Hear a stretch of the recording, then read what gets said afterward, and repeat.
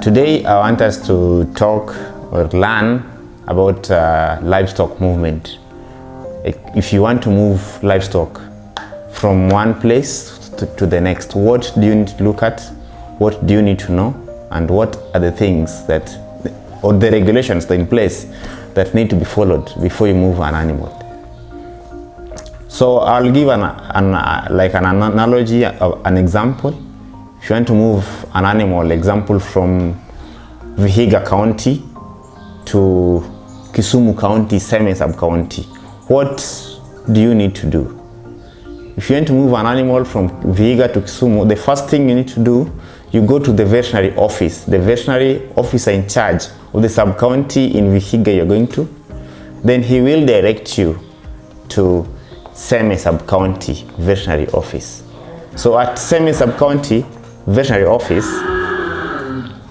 you will get a permit called no objection permit. No objection permit simply tells you that Seme has no notifiable diseases. So you are free to move animals that are healthy, animals that have been vaccinated previously against foot and mouth disease, and those that don't have other notifiable diseases to Seme sub-county.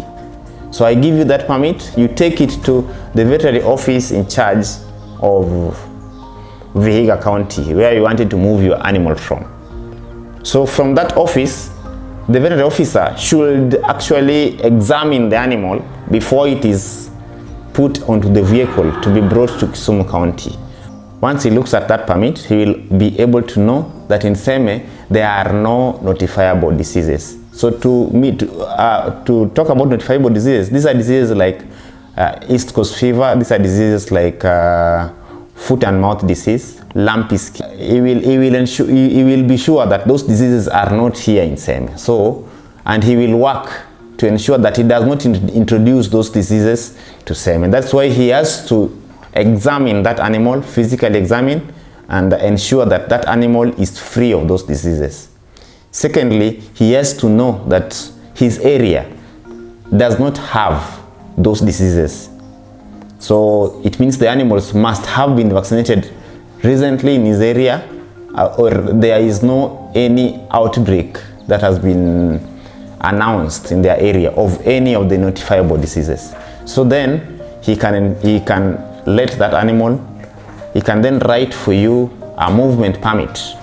So we issue these permits to ensure that the animals that are being moved are free of these diseases, so we don't spread diseases to areas where you don't find them.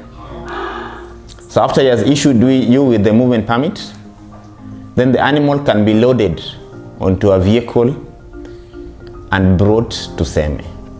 Some points, it's also recommended that before you transport the animal, it should have taken water. The other one, it should have eaten. It should not be very heavily pregnant, so that, because you see movements of animals usually associated with some level of stress. So on the loading of the vehicle, you must ensure that when you're transporting that animal, the footing, you ensure that you put some pads on the vehicle. Mostly we use sawdust so that the animal doesn't slide as it's moving. The other things you need to look at, you need to put it in a vehicle that is spacious, where it can easily stand and lie without an issue. Then the vehicle is free to move to Seme. The movement time is usually from 6 a.m. to 6 p.m. in the evening. You move animals in the day, and the vehicle is accompanied by the permit written by the veterinary officer in charge of Vihiga County as you come. Then once you reach Seme, a copy of that movement permit should be submitted to the veterinary office in Seme sub-county that we have brought in an animal. The animal that we got the permit we brought it in, and it is now in Seme sub-county. So the permits we are talking about movement permits and no objection permits. These permits are mostly, they are used to move cattle, sheep, goats, pigs, And if you go to get a no objection permit from the veterinary office, Usually it is done in duplicate, such that the veterinary office issuing that permit remains with a copy, and then you go with the original to where you are going to get that animal from. Example, if you are going to get the animal from Vihiga County, you go with the original copy to Vihiga and leave it there. So that copy remains in the office in Vihiga. At Vihiga, they give you an original of the movement permit, and then they remain with 2 copies. So when you move the animal, you carry with you the original copy of the movement permit. In any case you don't have the movement permit, then you will be stopped by the policeman on the road, and you are liable to an offense which can take you to court, and you will spend a lot of money trying to explain that you didn't steal those animals, that those animals are not sick. Those animals can even be taken away from you. I urge our youths to take this sector of livestock movement seriously, because it is a possible route of employment. Because if you want to move, example, you want to move cattle from one point to the other, you will be paid to do that. I'm George Kamau from Nakuru.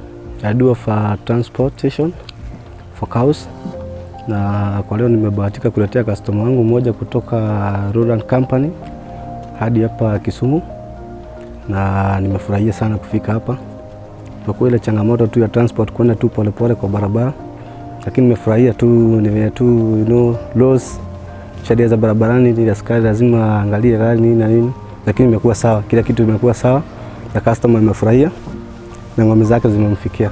Finally, in conclusion, I want to encourage everyone who envisages transporting animals to take all these issues into consideration. Avoid cruelty to animals as you move them, and ensure that they are well taken care of.